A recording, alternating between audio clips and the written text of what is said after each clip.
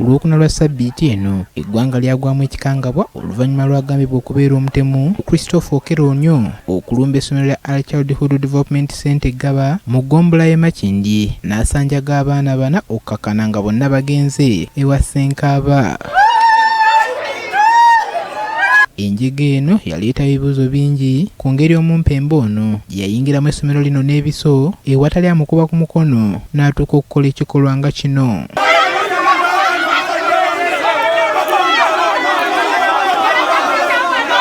Wadde nga mu kiseera kino Kalibutemu ono atemeza mabega wa mitayimbwa nga n'ebitongole by'ebyokwerinda bikyagenda mu maaso n'okunoonyereza ku kyabagudde Okero okutuuka okusaanyaawo abaana bano abato. Tulowooza nti ab'ebyokwerinda bajja kukola okunoonyereza era wabeerewo obwenkanya eri abaana bano abafiiridde obulamu n'abazadde b'abaana bano, ate naffe nga bannabyanjigiriza tunaawulira emirembe nga ddala abantu bano bateekeddwa mu mbuga era nga emisango n'enteekateeka yagyo etambuziddwa nga bw'erina okutambuzibwa. Ssentebe w'ekibiina ekitaba amasomero g'obwannannyini mu ggwanga Hasadu Kirabira avumiridde ekikolwa ekyakoleddwa Okero ye kyayise eky'obutiitiizi era wano wasinzidde n'ategeeza nti ng'ab'amasomero g'obwannannyini baagala okumanya ekigendererwa ekituufu ekya Kalibutemu ono.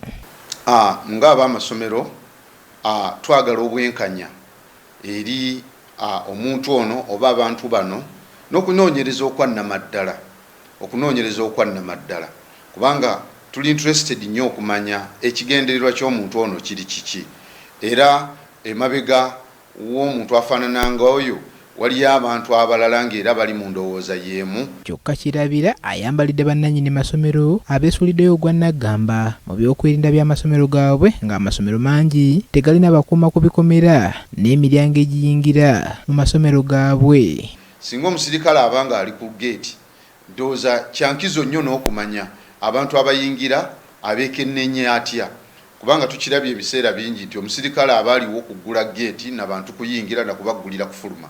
Ndowooza twetaaga twongeremu obukugu okusobola okulaba nti ddala ekinyusi ky'ebyokwerinda kivaayo, abantu bakeberebwe. Ono bw'atyo ategeezezza nti bagenda kutukiza enteekateeka z'okubangula abasirikale b'amasomero okulaba nti bafuna obukugu obusingawo okwetangira embeera ng'eno. Y'omulundi wa Kampala Ssaalongo Erias Lukwago agamba nti mangi ku masomero gakyalina embeera ya ssemugayaavu mu kuteekesa ebiragiro bya minisitule y'ebyenjigiriza mu nkola naddala bwe kituuka ku byokwerinda by'abayizi. Kimu ku bikyewuunyisa kwe kuba nti omusajja ono baga yasangiddwa n'obuso bonna bwe yazza akukulidde munda.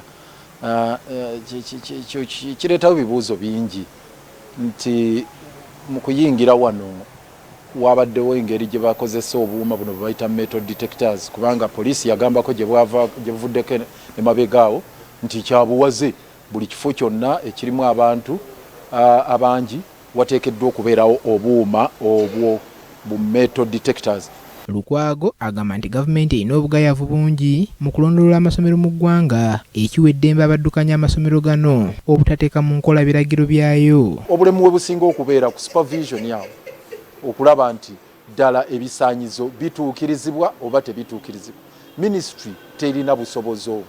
Gavumenti yalema okuteekawo amasomero aga nasale nti weegali, gavumenti yalema okuteekawo daycares nezimu ezalowoozebwako mu butale ng'akewandege tezikola n'ebirala bwe bityo. Wabula kinajjukirwa nti olunaku lw'eggulu minisita omubeezi w'ebyenjigiriza ebya waggulu Dr. John Chrysostom Muyingo yalambuddeko essomero eryabaddeko enjege eno era n'alagira liggalwe ng'okunoonyereza bwe kugenda mu maaso ssaako n'okulagira ab'amasomero okwongera okumyumyula ebyokwerinda byabwe.